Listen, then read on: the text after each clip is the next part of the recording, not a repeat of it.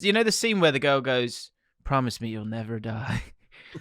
I don't know if that's Sir Alex Ferguson with Ole Gunnar Solskjaer, and he's gone, "I promise you I'll never die." Well done, Ole. All the Man United fans out there going, "Fuck, I wish we lost that one. Let's just get rid of him.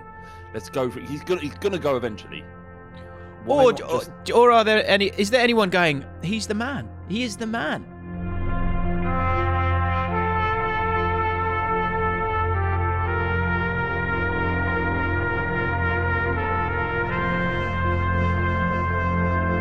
If you put them all in a line, Catherine would be like, and then went pick one person to trust, it'd probably be Catherine, then Fam. It's just a higher level of trust there. What? Doesn't mean it's not that I don't love her. Ahead of Fam. It's not that I don't love her. It's just there's a different level of trust there. Do you know what? That's a great thing. That'd be a great. All right, Can we start? Let's start.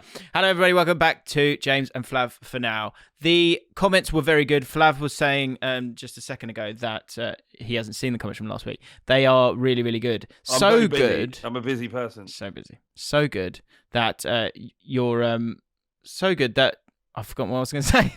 So good that actually we're going to have to be careful with the football chat. Of course, we will talk about Liverpool versus Man United this weekend, and because we've got two mates, it's a big game. It's red. What day is it? Sunday. Red Sunday. Oh, what, they're playing each other on Sunday? Yeah, but I can talk about that. But no one wants to hear anyone talk about group stage European football, do they? Probably not. I mean, there were unbelievable games this week. I've got an idea. I hear what you're saying. Let's just get rid of the group stages. Yeah, cull them. So all the best teams in to the knockout, right? Don't let I'm sick of seeing Atalanta. Sick of them. But they've been around for one. Actually, I'm not going to do this again. Can't bother. They were good games.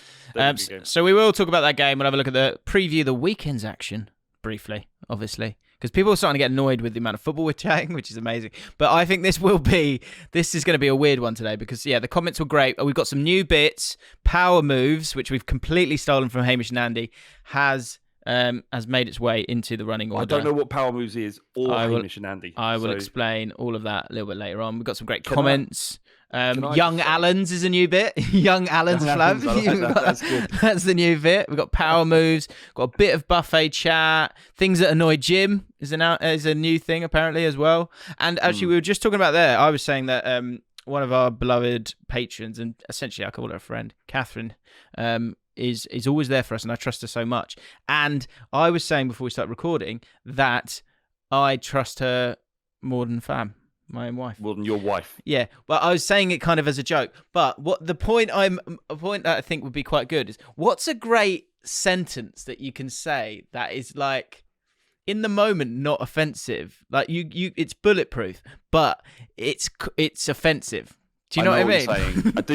I do know what you're saying. Like you know what you're saying. There is no intent to upset, and it's a completely logical thing. Yeah. But in the dynamic of something like a relationship, it's not acceptable at all. Yeah. I mean, I think we're slightly treading on the power move toes, because that's kind of what that is as well. It's saying certain things, which we'll dive into a little bit later on. You keep saying power move. What is it? I don't know. I'm 50% of this podcast, and I don't know what it is. Right. I tell you what, let's do power moves. Let's do power moves straight off the bat, and then we can talk about football. Nicky Mads has got two great ones. I think he's listened to Hamish and Andy, so these might be stolen from it. But I'd like some more. So I'm going to ban Nick Mads, despite two great power move comments here. Okay. And for a week, and let other people catch up with their own power moves. So a power move is where you assert dominance in a situation. I've got you. So if you're handshaking, you turn it over. Yeah.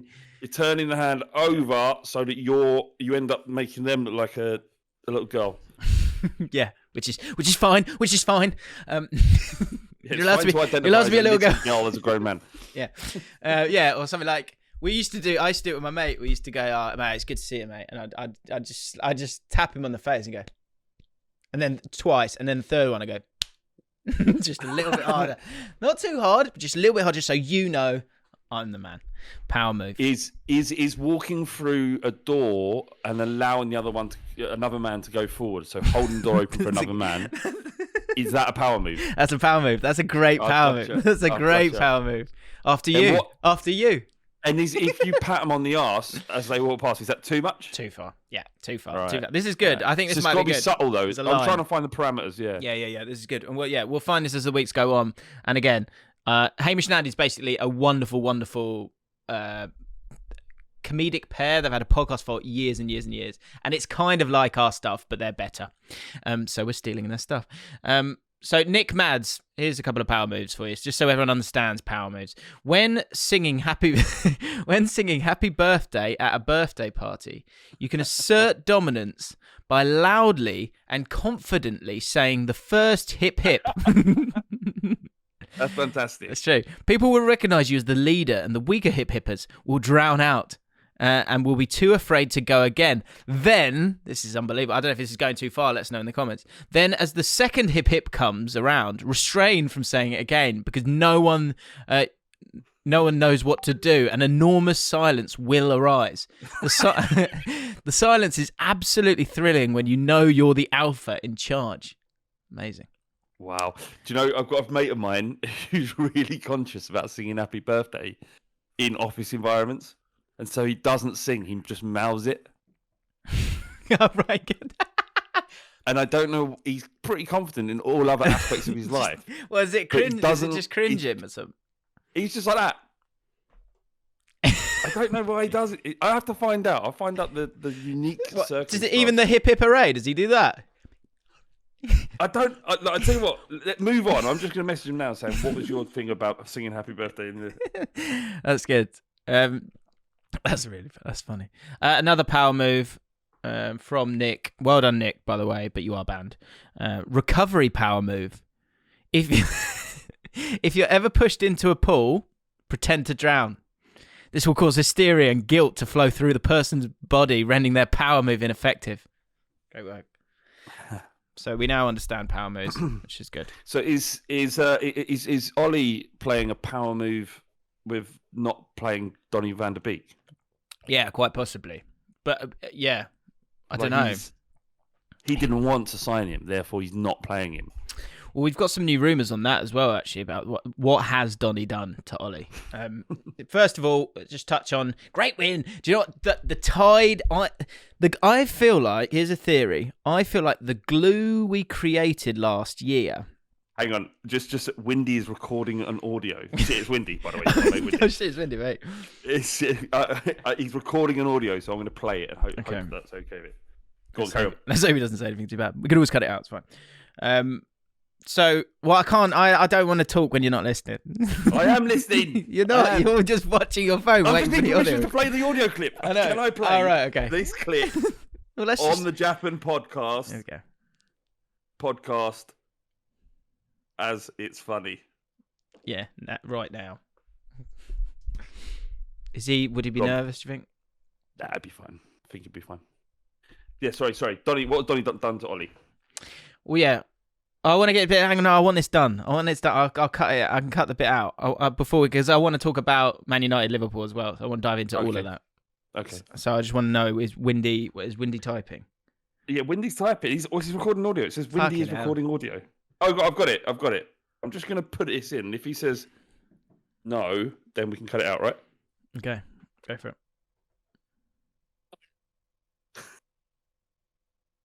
I can't hear it. So I've there you go. been aware of it. I don't know why that song. I'm not too bad at singing. I'm all right. But with that song, I find it hard to judge the right key. So when people are singing it in the office, I don't like to sing along. And I was in an office where I was the only man. So, my voice is pretty distinct in a chorus of women. And they were insisting that I sang Happy Birthday. And I came in the wrong key. And then it's like, once you started, what do you do? That last line, the despair in that last line. And if you go on wrong key, what do you do?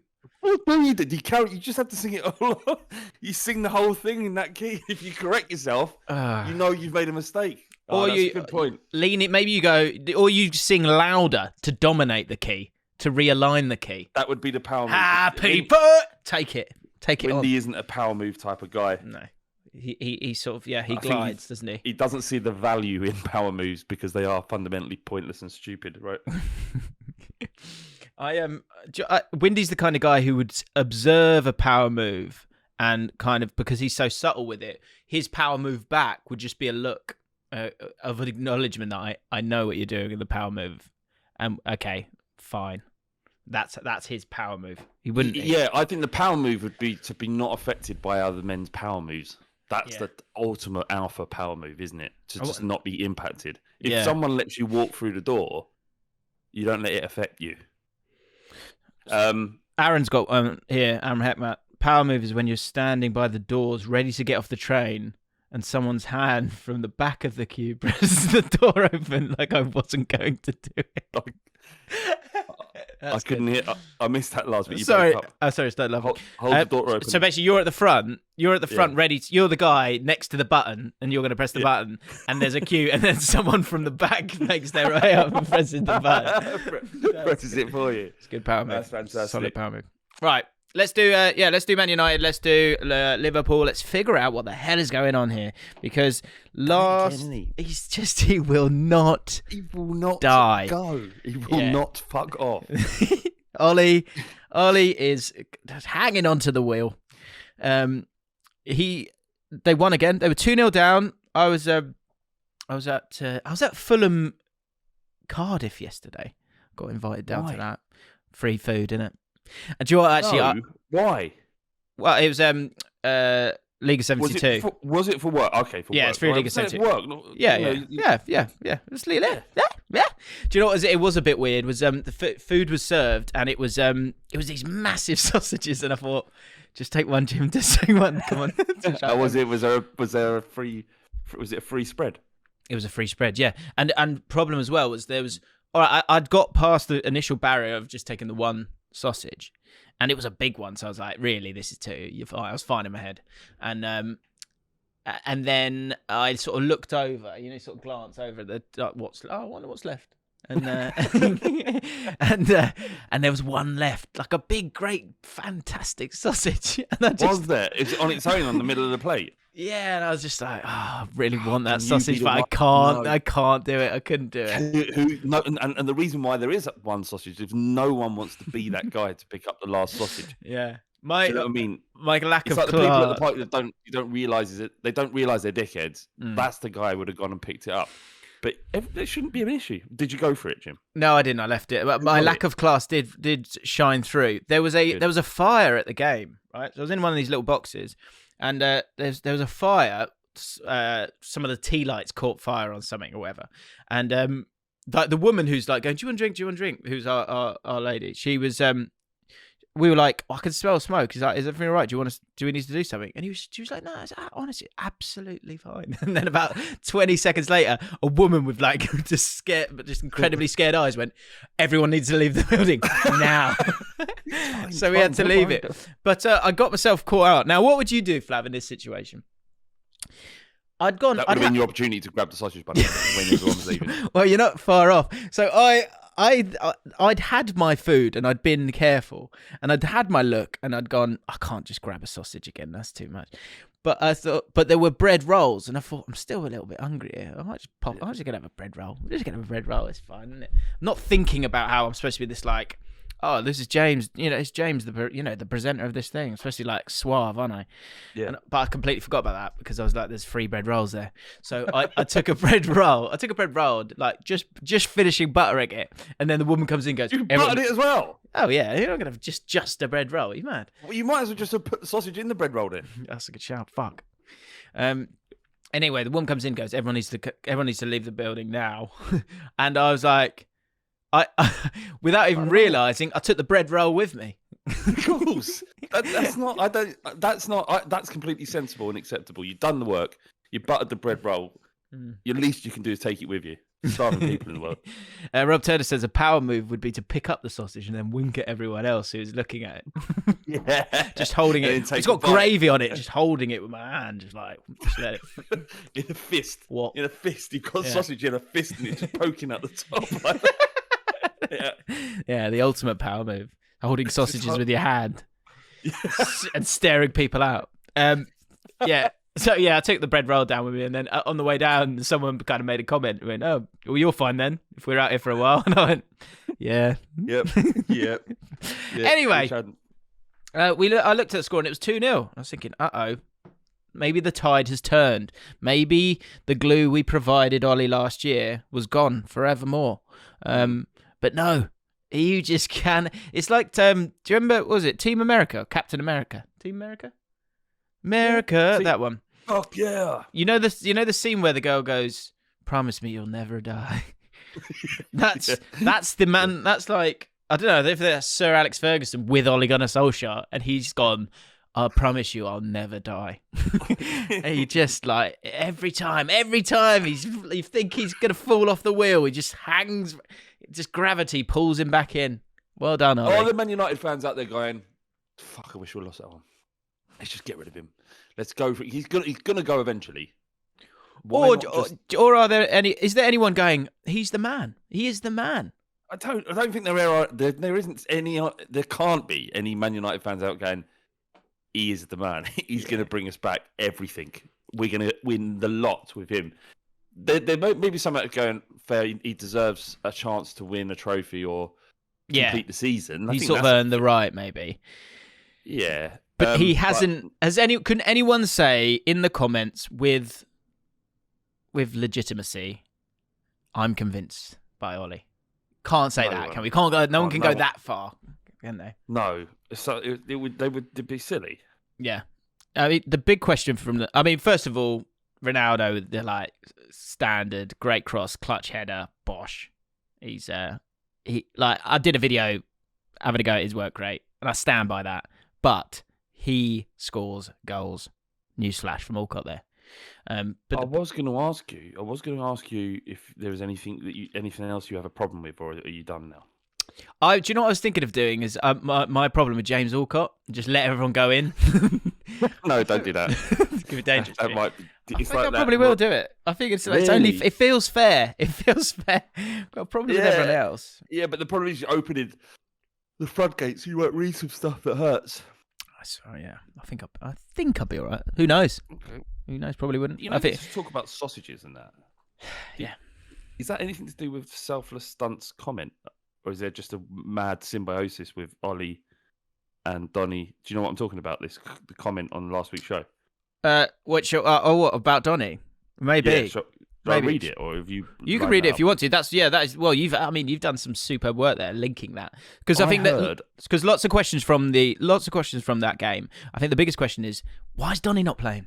Why is Donny still not playing? What's going on? This might be the reason. Okay. I heard Ollie doesn't play Donny because at the first team breakfast buffet, Donny showed himself to be mentally and physically weak by only taking one sausage.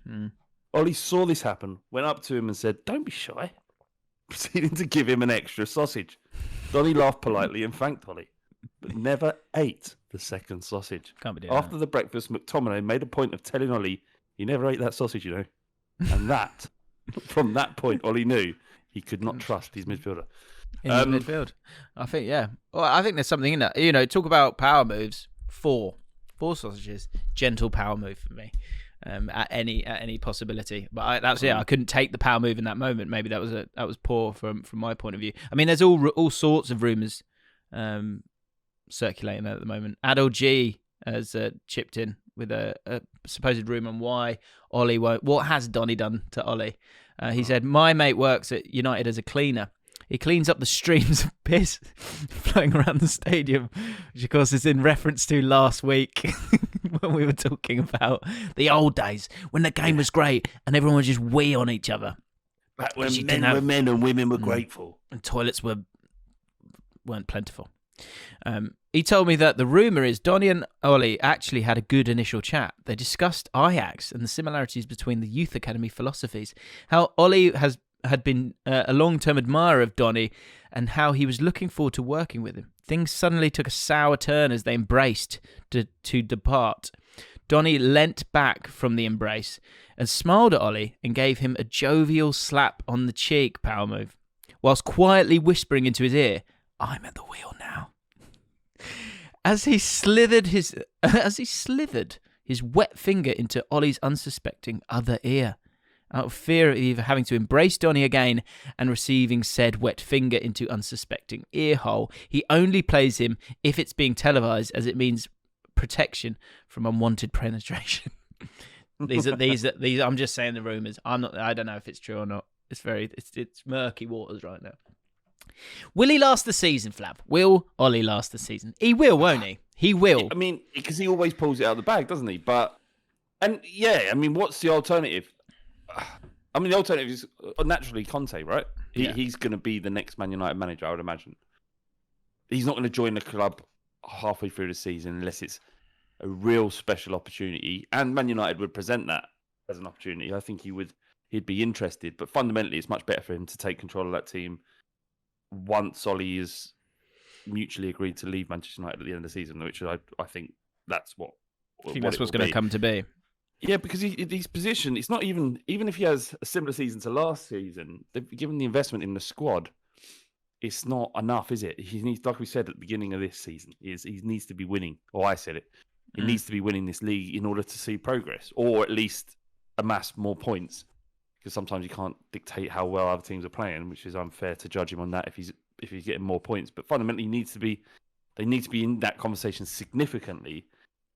And despite the investment, they look a fair way behind the other three runaway teams in the Premier League. Man City look very good. Liverpool look incredible again, unfortunately, and Chelsea look good as well. So it's hard for him. It's hard for him. Yeah. If he just to finish, if he would have benefited from a season where there was like you got that fallow period where everyone seems to be a little bit shit, not or perform less well than they do typically, or you expect them to, then they could have had a good season and maybe won it. Like I'm thinking, that's pretty much the season when Leicester won the league, when Spurs came close as well. That was not the best Premier League team, and then during the lockdown with no fans behind it, it was pretty. A lot of big teams were dropping points, and it felt like the playing field was somewhat leveled by no fans. He needs one of them, and that isn't this season because the top three looks so strong. That's true. That's a good point, and that's why kind of winning the league isn't. He doesn't have to win the league. Ollie's got this is an interesting comment from one of our patrons. If you want to become a patron, links in the description. Costs the same amount of a London pint. I want to be specific on that because apparently in other places in the world you can get it cheaper. Ollie says, where is he? Ollie said, Man United have, and he said that in capital letters, have to win the league next year, so it's not 10 years without the Prem. What a strange pressure the world creates, doesn't it? 10 but then it'll be a 1 and a 0 from the years that we haven't won it without winning the Prem. Despite how negative Conte would be, he is as close to a guaranteed league trophy they will get. That is a very good point. But isn't it funny? Isn't it funny that 10 years is that's a real problem for us. Do you know what? He's a bit. Try nearly 80 years. No, fuck my maths up. Try nearly 60 years. Sorry. Yeah. 60 years. 60 years this year. Is it? Does Nuno know this? Does Nuno aware of this? Guys! Everyone's getting in the cars to leave. Guys! Come back! Apparently, it's 60 years this year if we don't win it. I do at some stage this year. This podcast want to talk about Tottenham being back, and no one wants to acknowledge it. Just want to talk about that. In today's podcast, you'd like to talk about that? At some point, just give me 5 minutes. Yeah, okay. Rangers are back as well, so we can talk about that as well. I also think the thing with Conte is, so there's a couple of problems here. One, I've got to applaud. I've got to absolutely applaud Ollie's ability to soak up pressure. If you think of say Jurgen Klopp sort of snaps back sometimes, Guardiola snaps back sometimes. Ollie's I don't know what it's drifting towards oblivious, but he's not oblivious. It can't be oblivious. And it almost the look of it being oblivious is what makes people kind of think he's useless, which he's not. We've proved that last year with the glue that we provided him. But when the pressure is on him, I think he's got a great perspective on, and I wonder if it's a striker thing. The best strikers miss a chance and they're not bothered because they're I'll win in a minute or I'll score in a minute. I think that's what's the deal with Ollie. Ollie's well, I'm going to win in a minute. I've got Ronaldo, Sancho, Rashford. I'm going to win in a minute. I just got to keep my head down. That'll be absolutely fine. And I think that is a good trait in a manager. I do think that is a good trait. Yeah, because we're in November, mate. We're in October. Like he can't. Everyone's got literally from the start. Everyone's going, he's got to win a trophy. He's got to win a trophy. He can't win a trophy yet. Like it's not available. And, and I get like performances and other things make a difference. And if it goes too far, then of course. But I think he's very good at dealing with the pressure. I think he's very good. Yeah, and he's had so many pressure. I've never known a manager be pulled back or pulled himself back from the precipice as many times as Ollie. That's it. He's got that striker's mentality. He's been on the brink of being sacked more times than I can remember, and he just keeps coming out. He'll probably win again at the weekend. Then you think, well, he's got another 3 or 4 games grace. The thing is though, at some point he won't be able to do it. At some point, he won't be able to pull a result out of the bag. By the same token, that he's always going to win most of these games because if he plays Norwich at home this weekend, you're thinking, right, there's no chance they can't win it, right? Yeah. Who have they got this week? They've got Liverpool, of course. Yeah, Liverpool, of course. I mean, see, this is it. How much would this result against? If they get slapped, and they could get slapped, you look at how Harry Maguire, he's having one of his periods again, isn't he? He did score last night, but yeah, he was. Well, he's had a little wobble and then he's come back and he was terrible against Leicester. Yes, true. He literally stood still for. I can't remember the new bloke that Leicester he scored his first goal. Patson Daka, yeah. Yeah, he literally just did nothing to contribute. not them not scoring, and he might score a goal. Who gives a shit, man? That doesn't mean anything. It's not what he's there for, really. Anyway, yeah, and they were terrible at the back last night. Well, I haven't watched all the highlights and stuff. There will be a period where he won't get that result, and how much pressure will he be under? I think it's weird. They're in a similar situation to Spurs, in that they've both got managers who are capable, have proven themselves capable, but it does feel like both are just sort of looking past them. Like I'd imagine Daniel Levy's. I hope this is the case. Is planning for the sort of medium term and not just banking on. They're not banking on Solskjaer to pull up trees, and the same thing on Nuno. But what they are asking of them is, don't fuck this up, so that we have to sack you. Yeah. Well, that's what I mean. Like his calmness, because I guess the problem is once what will get him the sack is the expectations going up and up, which is where we're at now, right? Because like last year, if you think of what he did, like he had a good season with the team, definitely. But it was the same thing where they didn't games that they should have been totally dominating. They weren't doing that. Like that's what I did in my video earlier in the week. When you look at Man City or Liverpool, they work so hard. All of them work so hard, and Man United, you don't totally see that. But last year the Europa League final, that was from a failure of not getting out of their Champions League group, and so this year they're not expected to win the Champions League, but like it's gently getting there. Like what's going to be weird is that he will survive and then lose his job after losing a final. Like he's not going to lose his job in a conventional way, if you know what I mean. I don't think he'll ever go on a run bad enough to lose his job, but he'll just kind of get. I don't know. It'll just be kind of near the end of the season, going, "That's enough now, Ollie. That's enough. You've had your go." Yeah, I mean, is this his 4th season in charge?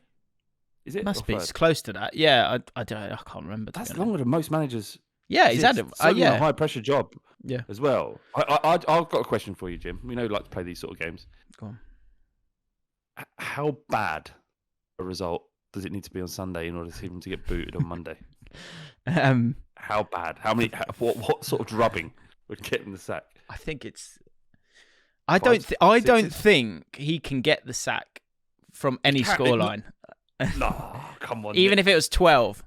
12-0. I don't think he loses his job. 12-0. I honestly don't think he loses his job. Because people go like, "What's happened here?" Do you know what I mean? Yeah. So this is it. Like almost in a way, 5 is worse than 12. So 5. 5 is worse than 12 because 5's like a comprehensive drubbing. Yeah. Where you've tried. 12 is some sort of mystical thing that doesn't happen. It shouldn't be. It could never be explained by Ollie's performance, and it's just madness. So in a way, you're better getting done 12 than you are 5. Yeah, that's true. Here's a final question. It's like just on that, just to prove my point. Hasenhüttl got done 9-0 twice. He's fine. No one takes that, looks at him and goes, he's an awful manager. They just go, freak results. He gets a buy over it. No one brings it up. No one brings it up. These teams conceded 18 in 2 games. Yeah, you've got. It's interesting that because 5, 6 is like embarrassing. 7's like, what's going on here? 8. I think 8's the one, isn't it? 8's like this is okay. That's not on the manager. That's not on the manager. This can't be explained. Yeah, this can't be explained. Yeah, that's on the manager. That's not on so the players. true. That's a good point. Paul Scholes, you probably wouldn't have seen this. Paul Scholes was they've got 2-0 down. Amazing comeback at Old Trafford. You know, Robbie Savage is going 2 words. Viva Ronaldo. Good night. He's loving it. Jesus. Rio's loving it. Paul Scholes is like, play like that on Sunday, you get battered. I'm like, Paul. I bet Rio's out of shot going, Paul? He's your mate. You played with him. I would love to know in the comments, we'll read them out next week, what can make Paul Scholes happy? Because I don't know. I don't know what can make him happy. I want to know. I reckon... or what does make him happy? Or has he ever been happy? I don't know. He didn't. He was a hard nut to crack. Whereas Roy Keane was a delight, an absolute joy. It was like he'd been strong-armed into doing this. Come on. They were talking about his managerial role at Salford. You know, he was manager at Salford for a while. He was just a stopgap. And he just kept going, Gary, have you found a manager yet? I don't want to do this. Have you found a manager yet? Is this at least a professional football club? Can you just fucking find a manager so I don't have to do this? Yeah, I don't know. They just keep wheeling him out everywhere as well. Because he isn't a man with... He doesn't exude charisma, does he? He's quite reserved individual. I think there has to be some kind of undercover charm. A bit like Roy Keane. Roy Keane, a couple of years ago, we were like... Roy, because everyone's just sort of thinking, Roy, if you don't want to do this, like, don't turn up, but don't turn up and just be this miserable.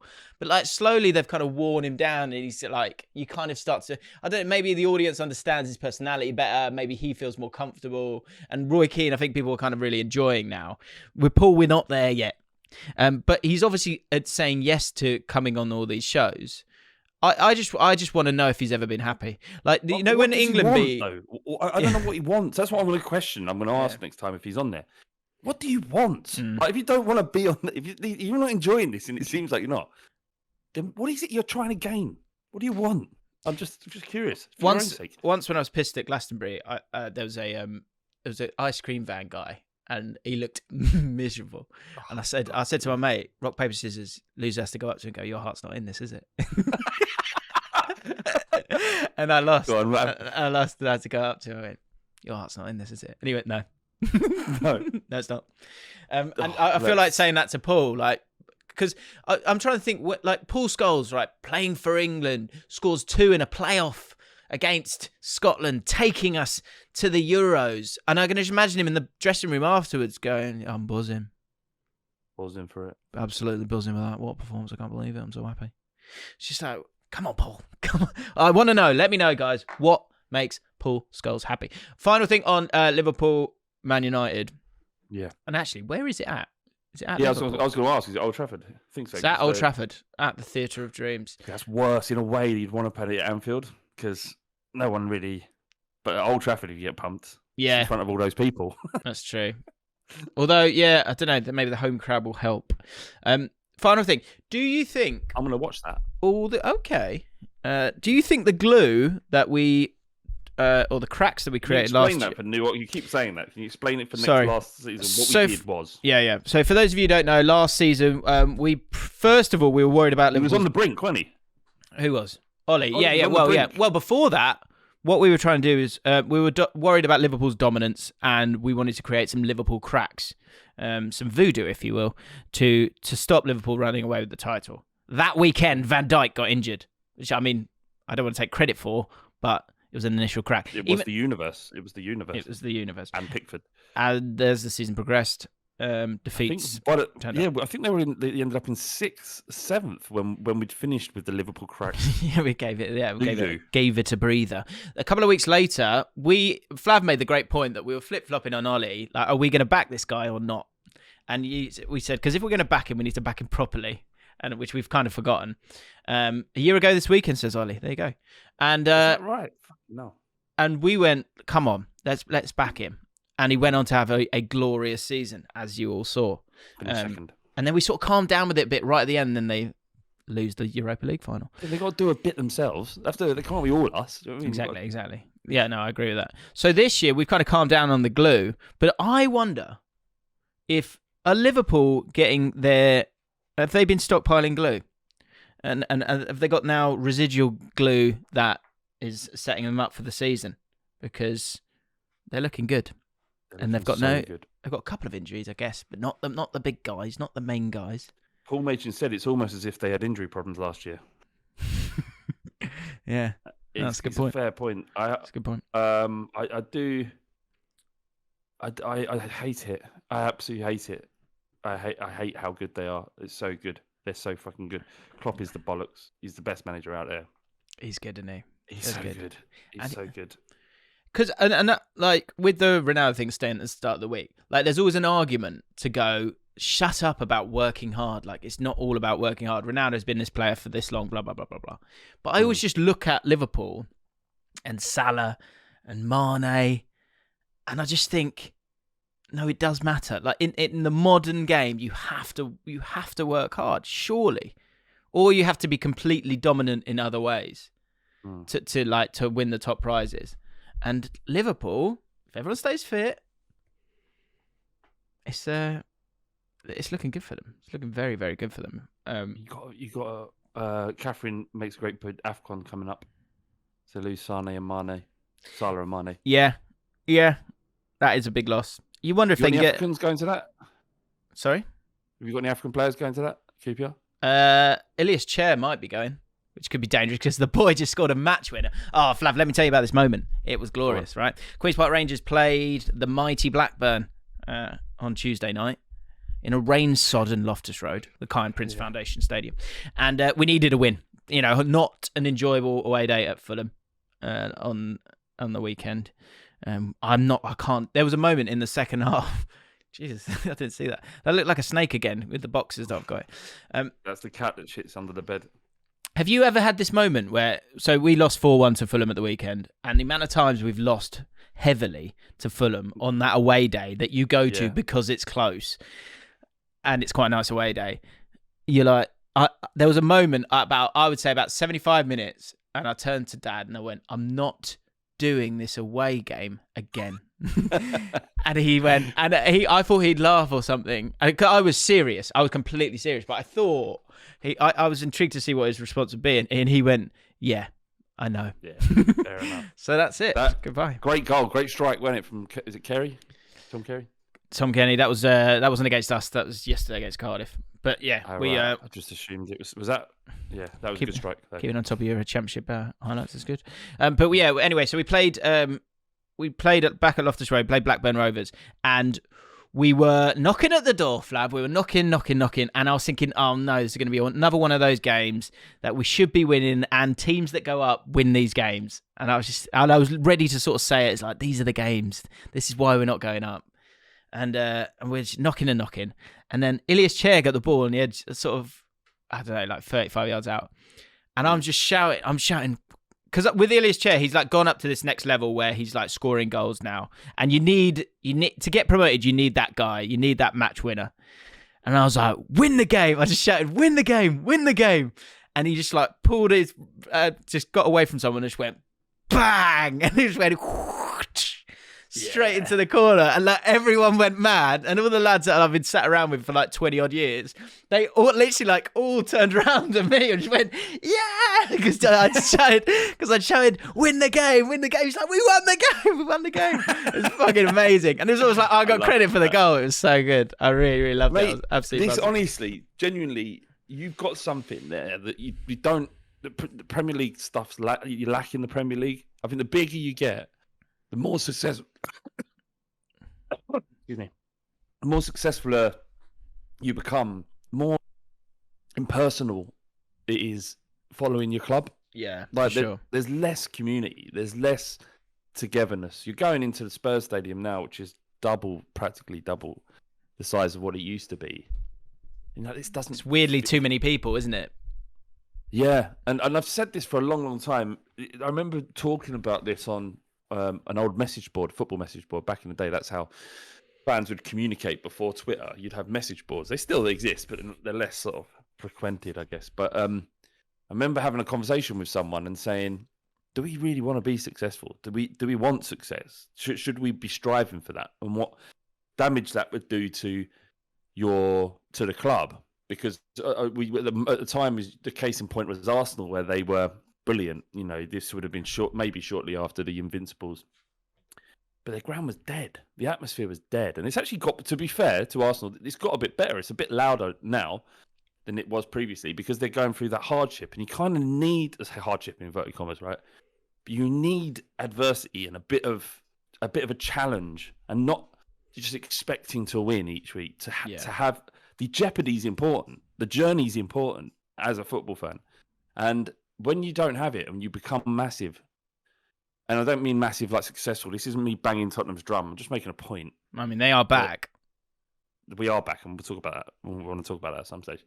But it's the importance, just the pure joy of just following your football club isn't enough, and you need the other bits. And when those wins don't come or those trophies don't come, there is this existential void that's left. And it wouldn't be there. That void wouldn't be there if you hadn't had that glance of success or what could be. And I don't know why, because the whole game's about winning, isn't it? But is it?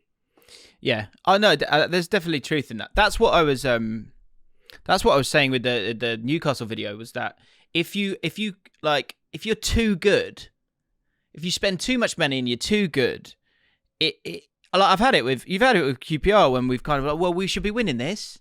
When you kind of start to have that attitude, it, like you say, it loses. There's a definite like sweet spot in terms of like the jeopardy and expectation. I said this to you years ago. When I look at like fans of those top clubs, I feel like it's like they're on their like tiptoes, and there's water like here, and they're just, if they win the trophy, they get to go, and then they have to go back down and do it. Whereas like everyone else is just sort of like going, oh, this is good. Like, let's see if we can get over there. Like, there's just a bit more oxygen. Do you know what I mean? To kind of like live around. But that's why I'm excited about QPR at the moment, is because it's not. So what you're living through right now, this is the glory. Nice. This is the great. Yeah. This is the gravy, because you've had enough time out of the Premier League. Like, this feels better. Potentially, if you go up this season, it's better for you, and it would have been better for Brentford than it was West Brom. There's more excitement, I would imagine, and I can't assume, but there's much more excitement in this current journey that QPR are on than West Brom bouncing back up again after another season. So it's all about the journey. That's what football's about. Without wanting to bring up the periodic table, because I know we've got bad history with that. But if you think of like the opposite, if you think of like the opposite elements of things, like the opposite of expectation is the unexpected. So for us, because it's not totally expected, if we went up, it would be really, really unexpected. Going up, Jim. That would be amazing. We are currently fifth, so I mean, who knows? Do you believe, Jim? Are you starting to believe? That you will? Are you starting to believe that you will be in the conversation? You don't have to say I'm going up. You'll be in the conversation come the end of the season. At what point do you start believing? When not yet. I'm not there yet. What? I want to believe it, but I'm not there yet. James, go on. When Ilias Chair hit that shot in, and you won the game, but in your own words, you may say the words "I don't believe it," but in your own words just now, you said, "These are the games you need to win to get promoted." Your words, James, and you won that game. So in your head, somewhere in there, you're thinking, "This is on." Yeah. Yeah. There's a part of it. There's the capability of it being on. Yes. But we need to not play Fulham again. That's I know they're great, aren't they? What needs to happen, mate? We need to finish fifth, right? And then because one of Bournemouth, West Brom, and Fulham won't be in the top two, and we don't want to play them in the playoffs. So we finish fifth, second game at home. We play the fourth team, whoever that might be, and we make it through. The best team plays the sixth team. Sixth team beats that best team, and we play the sixth team in the final. They can't believe they got to the final having beaten the best team, and now they've blown their load. Queen's Park Rangers win. I'm in the Premier League, and Allcott's relevant. Watch out. Anyway, I tell you what, Bournemouth have done well, haven't they? yeah, they're doing really, really well. You kind of feel like I'm just going to fuck this cut off because it keeps fucking interrupting me. Go on. Fuck. And I'm going to find the Premier League table. Bournemouth have you think all right, they've lost Eddie Howe. They went down. That's the end of Bournemouth, isn't it? And they've brought in Scott Parker, which it's looking to be an absolutely amazing appointment. They haven't lost the game. I'm looking at the table now. They've conceded the fewest amount of goals, and they've scored 21. Yeah. Mate, they look great. They're only unbeaten team in the EFL. So, yeah, no, they're looking really, really good. And they've got, I think people forgot about them because it's just like, you forget that how good their squad still is. They've got, like, Gary Cahill's a centre-back. They've got Dominic Solanke's, like, good now. Like, he's figured it out now. Like, he's kind of grown. Is he better than Championship level? Yeah, I think he's certainly getting there now. Like, certainly with the goals that he's scoring now, I think he's definitely he needed this. He definitely needed a couple of years to just play games, and he'll be a good Prem striker. Oh, man, he'll be a bit Bamford-like. He'll sad about David Brooks as well, man. It's horrible. Yeah, hopefully he'll be all right. Yeah. Let's quickly touch on the fact that you guys are back. Oh, Spurs. Sorry, 4 points off top? Hang on a minute. I thought he was a dead man walking. I wanted him out. I fucking wanted him out. After 6 games. I think I made that very clear that he was a dead man walking. What's he doing here? What the fuck's he? What's Spurs? Fifth. What are you talking about? What I would alert you to. Can we wait for the reality check? Because I appreciate there's one round the corner. You have you have your moment. What's going on here? Are they back? Everyone's gone, how big is your dick? How big is it? Come on. How big is it? Because right now, I think, after the Arsenal game, I think your dick's pretty small. A withered little peanut is what I think your dick is. And we've just whapped it out. It's going to bust. What, 2 wins on the bounce? Bush. What, Aston Villa, inform Aston Villa? Wallop, have that. Yeah. Nuno's gone. Newcastle, all the hype. 1-0 down. Swat Newcastle aside. Easy. Nuno's gone. They are shit. Nuno's gone. Do we have to? I'm a classy guy. I don't really want to do this. No. Let's see how big your dick is. And he went, fine. Yeah. Wash. Yeah. Look here. If anything, it's a problem. I don't want it to be that big. Can't get an erection. Way too much. Required. Women don't like it. It's too big. Yeah, you're going to feel lightheaded if you do get an erection. If you do get too excited. It's a pain in the arse, but there you go. It's that big. So what can I do? Well, yeah. This is what God gave us. That was nice. That was a nice sketch to live in for a second. Fifth in league, mate. Come on, the boys. Yeah, mate. I mean, West Ham defeat incoming. Of course, but what I would say, Jim, is if we beat and there's a couple of things. Go on. West Ham love playing against us. They've got a full stadium. It's going to be really difficult, right? But our first 11 is strong, and we look decent when we play our best 11. And Nuno, remember last time? So tentative. Everybody's saying he doesn't know his best 11. It feels like when he picks this certain 11, which is fundamentally obviously Lloris, you got Reguilon, Royale, Dyer and Romero in defence, and then you got Skip, who is so much better than I thought it would be. Højbjerg and then Ndombele, and then the front three of Morrison and Kane. That could give anybody a game. And if we can keep those fit, then Nuno probably will make it to the end of the season. Isn't that the exact same team who played against Arsenal? Arsenal doesn't count because Derby, innit? Anything that form goes out the window. Yeah, good point. Do you know what? All I'm saying is that we're not as shit as I thought we was going to be, and 2 games of actually entertaining football is all I kind of wanted. It's all well and good being crap and playing crap football, but having a go at teams and really going for the throat as we did in both of these, I didn't know was in who knows? Right. Genuinely didn't think it was in his locker, and it is. So I feel like I'm much more comfortable currently than I was before, when we were just winning 1-0 and whatnot. But if we beat West Ham, and it's a big if, he would have won 6 out of his first 9 games in the league.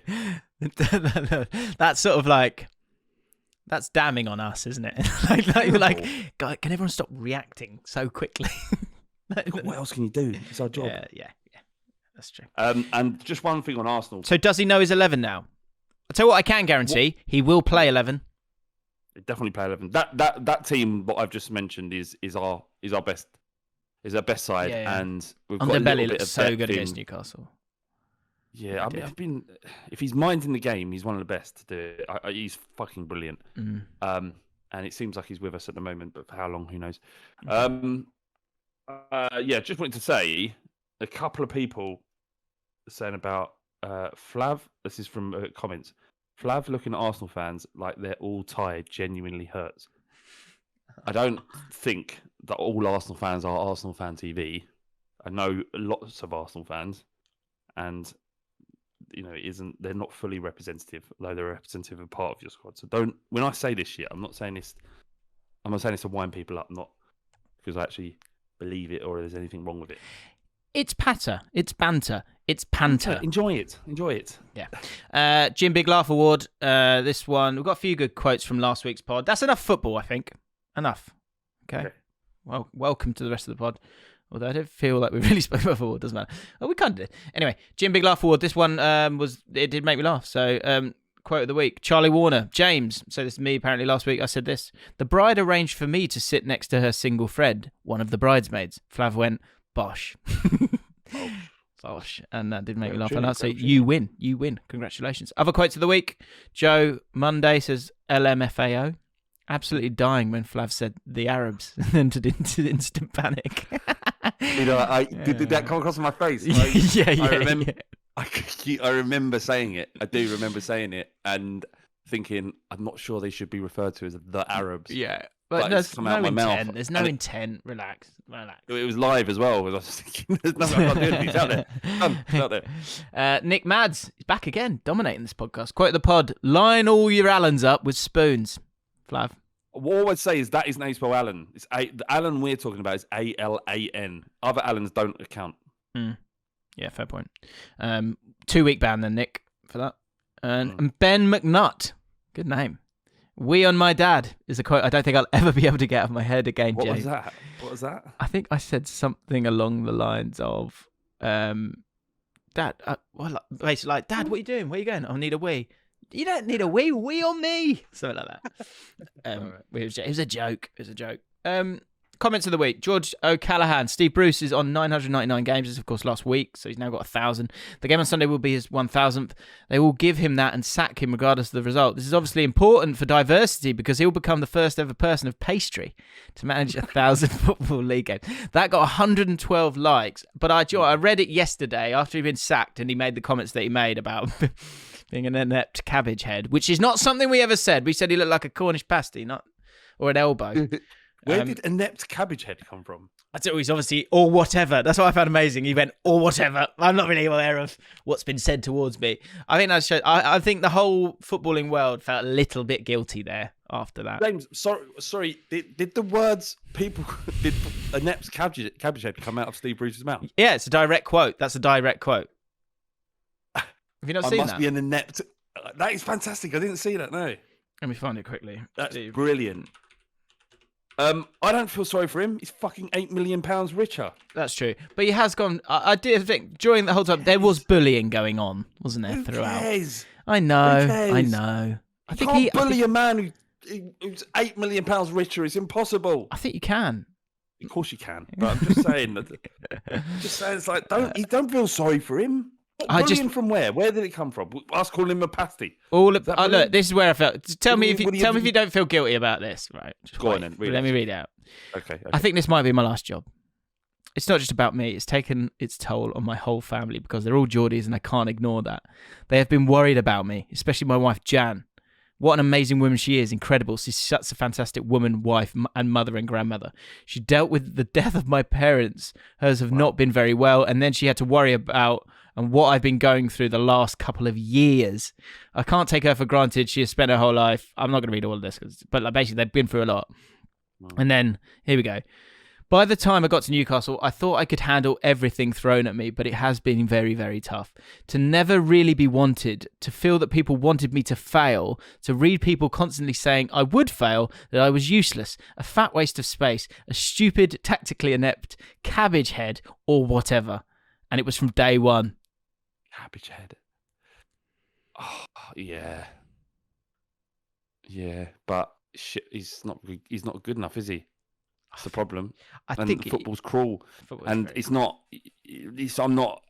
When you hear that, and it's real, because you do think it's like he's a real person. That's my point. It's like he's not a bigot. Do you know what I mean? He's not a horrible person. I think there's an opportunity here for just a little bit more class from all of us. As I read out, I think about him being a pastry. But I think you're correct, Jim. I think we're allowed to have a bit of guilt on that one. I've got to say that. I feel a little bit bad, personally. That's just how I feel. Okay. What do you think was going to happen? He's never been good wherever he's gone as a manager. That's not true. Okay, tell me when. Well, he's got teams promoted. He has had that, and he's had a long career. I know his overall managerial. Like, the problem is, right? If you're a team there's very, very few managers that have jumped up from being a manager of a team in the Championship, then moving into the Premier League, doing well, which is harder and harder to do, and then jumping up again, right? There's very few. I'm sure there are examples, of course, but there's very few. But for him to manage 1,000 games, he's kind of caught in between the two, where you're going to win loads of games because you're managing the better teams in the Championship. I'm thinking Hull, Birmingham, Palace, where he did well.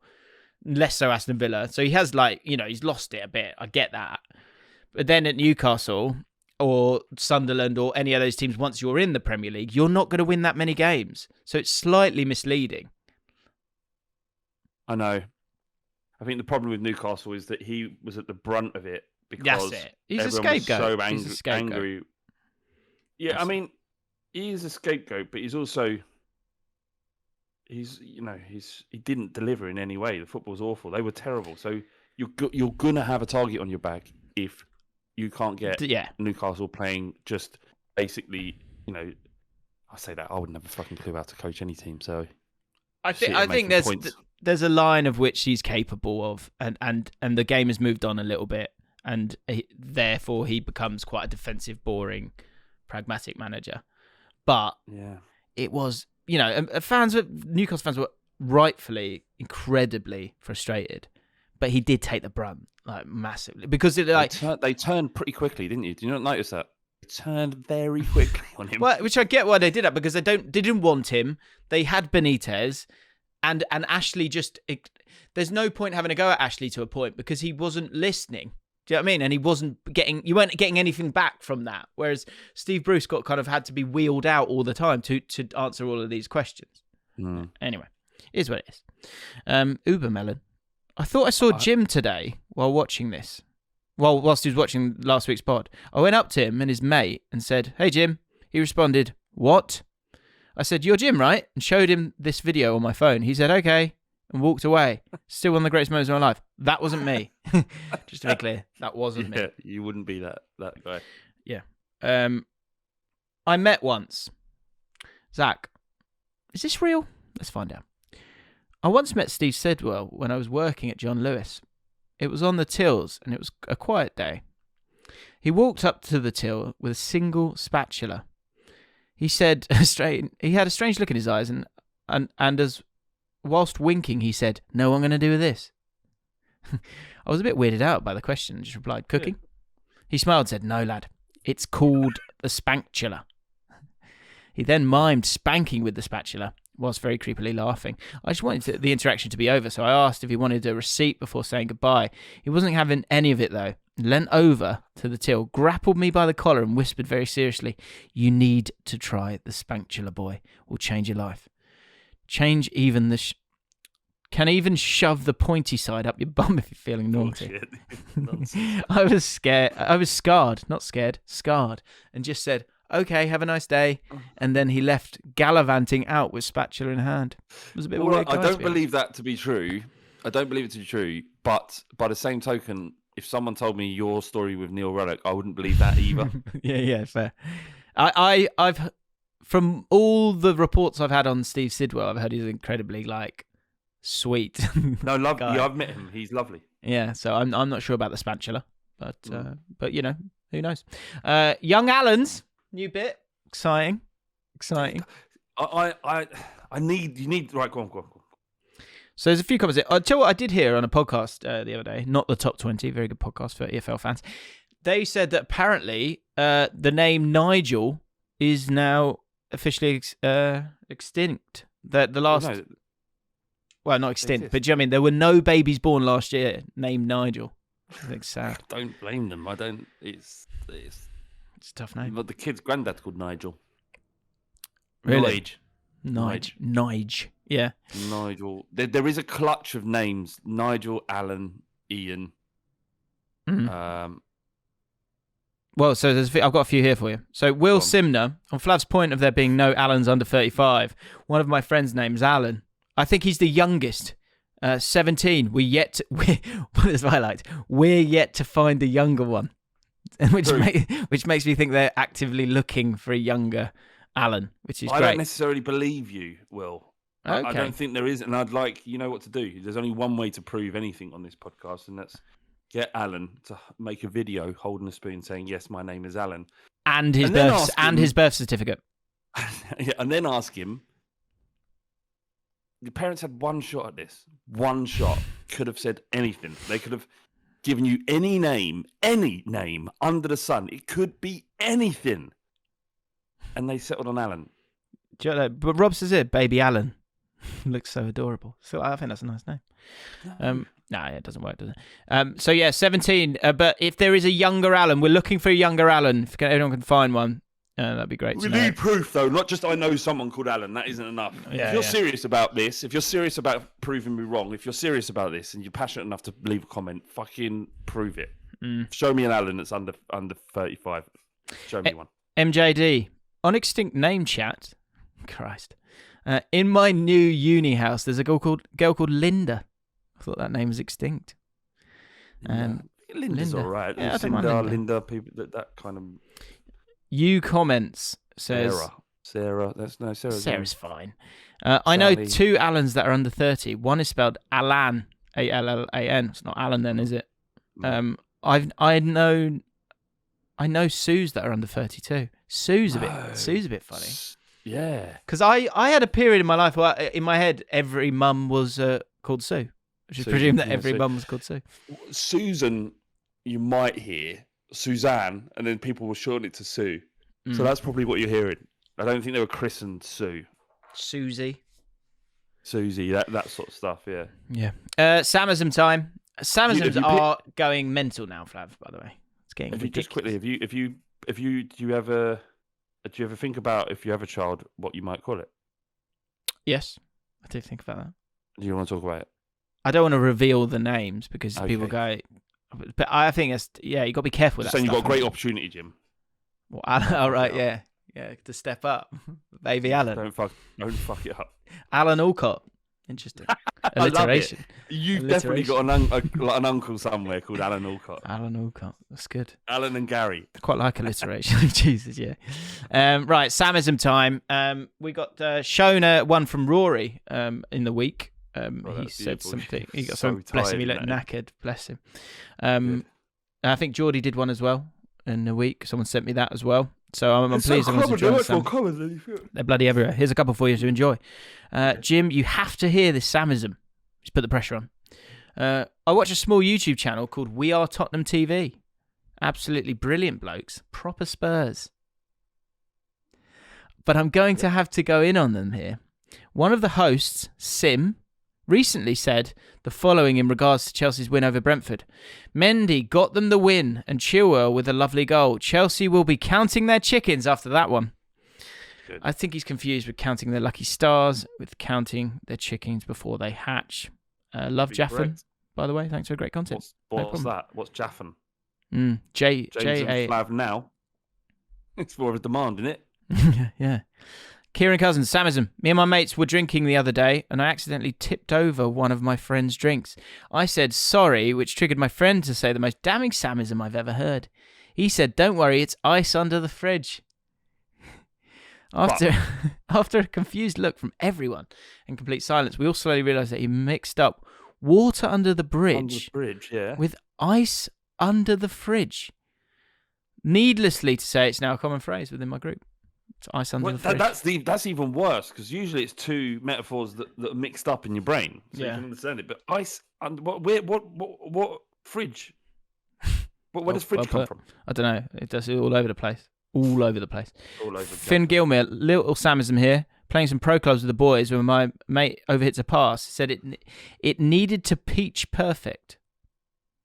A lovely concoction of pitch perfect and peach of a ball made my day. Really like that one. And final one, Ben Hulk, Samism. Heard my mate describe himself on a date. He said, we got on like a house of cards. That's great because that actually means the opposite of what it yeah, fragile, vulnerable. Yeah. We got on very vulnerably. Could have fallen down at any time. Right, buffet chat. Somehow it survives. Is it the end? Is it? Will it die? Is it the Ole Gunnar Solskjaer of bits? It just, I don't know. Well, new angle slightly. Right, Adil G. Hello, mate. Buffet chat. I don't really go to buffets, to be fair. They seem outdated. Careful. Watch it. Yeah, things. Mate, you're not off to the best start yet, mate. Yeah, things of yesteryear, like speaking to someone on the landline. Whoa. Do you have one of them, Jim? Landline? Nah. Nah. I think you have to have one, don't you, just to kind of have the internet? Or we used to have to have one, but you just didn't use it. You do, but there's not a phone attached to it, though, is it? Yeah, I think it's weird if you've got a landline now, really. Like, if you're into new, it is a bit funny. So I let that slide. Anyhow. An actual paedophile if you have a... I think that's official. Yeah. I think that's official. Anyhow, I've generally got a small appetite. Think of a very timid old Scottish woman. But I went to a fancy buffet in Birmingham. The premise is you get a card. Green side up for meat to be delivered to you. Red side up to indicate you've had enough for now. So I followed. So it was a barbecue buffet. So I followed Flav's advice of not taking a break. Happy to say it really worked for me. Well, one point of divergence with Flav were the sides. Now, this might be due to the fact it was a barbecue meat buffet. I'm salivating. But I felt the sides... Well, I'm pretty hungry now as well. You don't even eat meat. But I felt the sides really broke up all that heavy meaty goodness and gave me a few extra rounds. Nevertheless, I successfully beat the system. After one mocktail, 7 to 8 sides shared, 12 rounds of meat and 2 desserts shared. Finally, Jim, you're turning into Agent Smith from The Matrix, apparently. I'm seeing you everywhere. Sky Sports, ESPN, and this. Fair play. And all the best. You're like a rash. I know. I am so fucking annoying. Fucking successful. Can I just add a bit of buffet conversation? So I went to Pizza Hut the other day, took the kids out, and at the end of the day, we decided to eat at Pizza Hut, which is fucking expensive, by the way. But what they do have, which is fantastic, which the kids love, is like free salad bar. Eat as much as you like. And then you've got your ice cream. Just a bowl of bacon bits, innit? I had a pretty normal salad. There was potato salad. There was lettuce. I don't know, some other shit in there as well. But sure. In my head, I was like, I'm enjoying this, but I don't want to spoil my pizza. Yeah. I'm gonna have another free bowl of salad because it's free after my pizza. Foolish. Couldn't. It's too full up. But that's a safe move, though. I wish I'd had like 3 bowls of salad. Really? First. Well, as someone who seems to understand the buffet game significantly well, I just thought I wouldn't be such a schoolboy, really. That's a quite healthy angle on it. But then, because how much can salad fill you up? It can't really, can it? You'd hope not. Yeah, I guess so. I shouldn't have gone for the potato salad. Shouldn't have put them in there. Yeah, that's it. That's where you've got to carb. That's fucking idiots. I'm idiots. Fucking idiots. You've got to be careful with your carb intake because the protein will take away the hunger. So you want to at least allow for space. It's just bread, isn't it? Got to allow for space. That's the biggest challenge of buffets. to really dominate a pizza buffet, Yeah. you got to be some sick bastard. Yeah, It's I mean, so much bread. get me in a barbecue meat buffet. It'll be absolute chaos. Because I think I can down as much meat as anyone. There'll be people at the barbecue looking at you going, He's gone again. His card's still green. Some people could tap me. Sorry, I just you know when you leave your light on your phone. That's one thing I can't help but not go. Oh, your light's on your phone. I have to tell people. That would be like in that restaurant. They go, sorry, your card's still green. I'll be like, I know it's green. I know it's green. I know how the system works. Yeah, I'm fully aware of the system. It's green. Enjoy so what it. do you need to do? I just go, thank you. Enjoy your meal. Wait for them to turn away. And the waiter keeps coming over, but it's really slowly, hoping that you'll turn it back to red. Yeah, and I'm waiting for them, and they of course lock eyes with me, and I give them the nod of. Yeah. No, you don't even do that, Jim. You just stare at them like this. You're like, you know what you're supposed to be doing. It's green. I'm not giving you nothing. You get over it with all that meat. I think look, I'm a classy guy, so I think I would quickly look at the card. I think I'd quickly go. I think I'd go. That's what I do. Yeah, like Key and Peele when he's not. He wants the aeroplane sketch. Watch that; it's well funny. And final bit of buffet chat. Elliot last. What's his name? Hi Jim, first time commenter, lifelong dry slug here. Just wanted to provide an alternate tactic to the man who ate 120 sushi rolls to avoid wastage. That was a couple of weeks ago. If you want to go check that out in the pod. But losing all dignity in the process. When I recently went to an all-you-can-eat sushi restaurant with my girlfriend, I found myself with a similar problem. Overly ambitious female buffet companion, (schoolboy error). I think if you're going to go, this is probably one great rule. If you're going to a sushi buffet and you're going with your missus, I think you've just got to have a stern discussion before. Just because what could happen is that you're going to overorder and then there is a charge that you might face. And you just got to be wary of that. Work together. You grab her by her arms and go, you know how this works, right? Yeah. Do not fuck this up. You're going on a date. Yeah, make sure she hasn't had breakfast. When faced with... Why do you have to go for a buffet? Why can't you just order sushi? Then you don't have to worry about fines. You have to overeat. This is the problem with buffets. It turns dates into horrible situations because it stops being about the date and enjoying each other and starts becoming about, right, how the fuck do we make this work first for us? Yeah. A W is a W. When faced with the prospect of emptying the plate of my girlfriend to avoid the digestible wastage fine, that was a burden that had... digestible wastage. Very good. Burden that had hit the previous guy who had to get through 160, I think it was, 120. He hit the wall. Didn't he hit the wall at like 80 and he still had another 40 to go or something? I instead opted for a tactic to maintain full, but not too full. I took an initiative of stuffing my mouth with sushi and taking shuttle runs to the toilet and back, spitting out the sushi and returning to do it all again. I maintained my dignity and saved my money. Result. And I'm happy to show this. The cool emoji he went with. Yeah. I'm not cool emoji. This is what I'm talking about. Sure. You've had to, instead of having just a nice time with your missus, you're having to do shuttle runs with sushi in your mouth. I like where he's at with it though. The main focus was of value, getting value, and he didn't want to lose money because that would hurt his net value. Absolutely. I think it's good. Things that annoy Jim. I think that's our last bit, and then we're done. It's been great fun today. Things that annoy Jim. I asked you guys to pop a few in the comments. Here's one. So Flav, what I thought might be fun. One of these doesn't really annoy me, and one really annoys me. I'm intrigued to know if you can guess which one.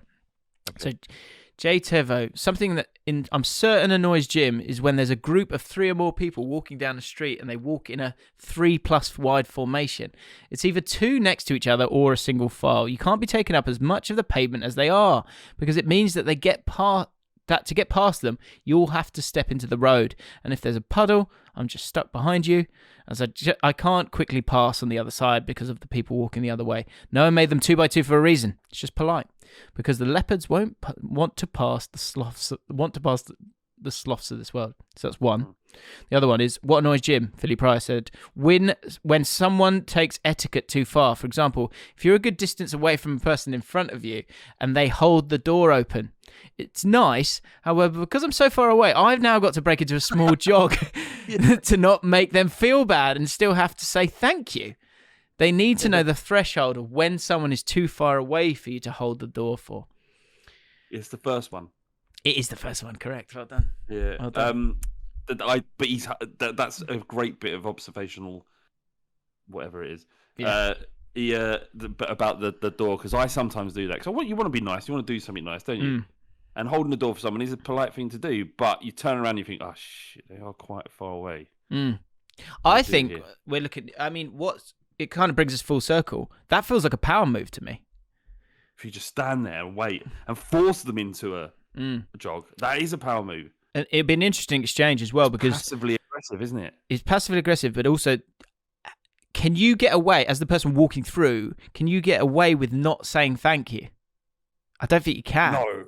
No, I think that's infuriating when you've done something for someone and they don't say thank you. Like if I pull over to let someone, like 90% of the manoeuvres you make in the countryside are pulling in so someone can come past because fucking roads are so small. If someone doesn't say thank you in that instance, I lose my mind. Yeah, me too. Yeah, I go mad. I'm making an effort for you to make your life easier, and you're not even going to acknowledge it. Because you're essentially saying you're saying, of course I must move out of the way because your life's so important. And it drives me mad. And you find that the more expensive the car, the more likely you are to be shunned. Interesting. Yeah, the three wide formation is very annoying. I went travelling with two other people, twice actually. Spot the guy from Surrey. And on both occasions, I would always find myself just trotting behind the two. In a triangle. Yeah. And actually, it's quite enjoyable because you don't have to think. Just walk. Just look at the heels and walk. So, yeah. If you learn anything from today's pod, take that with you. Do you know what else? There is one more thing that's fucking infuriating, and it's to do with the taking up too much space, is cyclists. Now, I see the importance of encouraging people to ride bikes. Sure. Better for the environment, better for their health, better for anything, better for the NHS. But if you're cycling, you have to cycle in a line, not 2 by 2 because you're having a nice chat. Because I can't get past you. I cannot get past you if you're doing that. Now, all right, granted, they're empty roads. You might not see a car for a few minutes. So you want to, it's nice to be chatting while you cycle through in your fucking spandex. If you notice me, if you give me a nod and don't move, I'm running you over.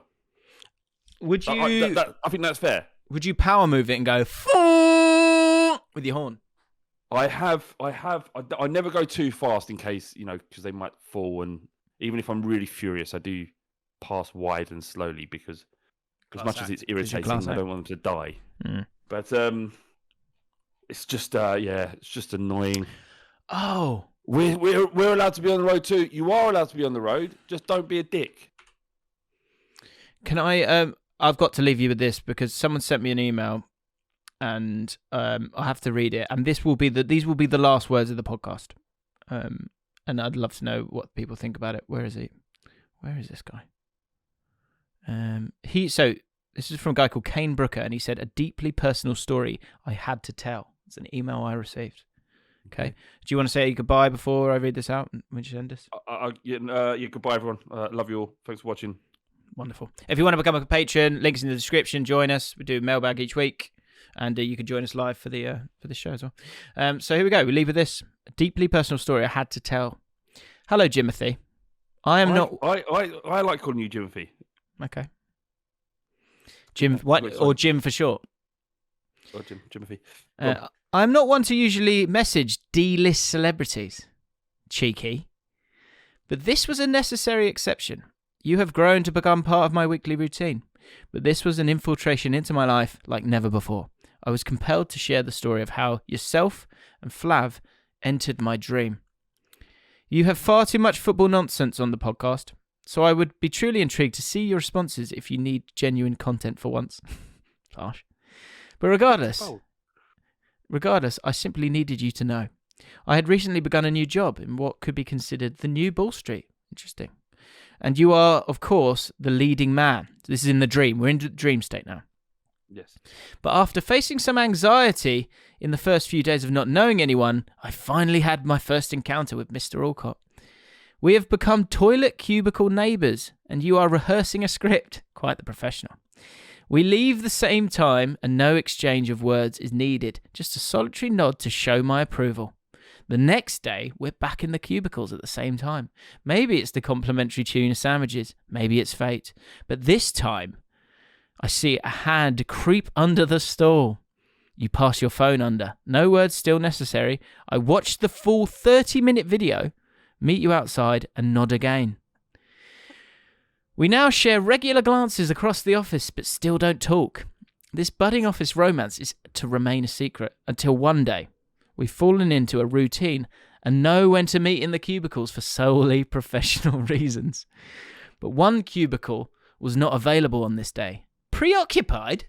However, the door is not locked. As I creep the door open, a sight never seen before is burned into my corneas. I am met with the bare yet hairy back of a towering man. It's almost Big Sam-esque. But as he turns around, I lock with the guilt-ridden eyes of Flav. So fucking weird. And he's not alone. Leaning against the toilet, forward-facing, don't get any ideas, is the petite figure of a gorgeous Latina. Piercing brown eyes and luscious long hair can only mean one thing. Josette Mourinho. She's left lipstick marks on Flav's torso, and the special one was evidently due to become the sloppy one. Oh my God. But we cannot intrude on such magic. Leave them to it and let off a giggle as we run back to the office. This was truly a night I'll never forget, so thank you both. I hope we meet again one day. With love, your cubicle friend.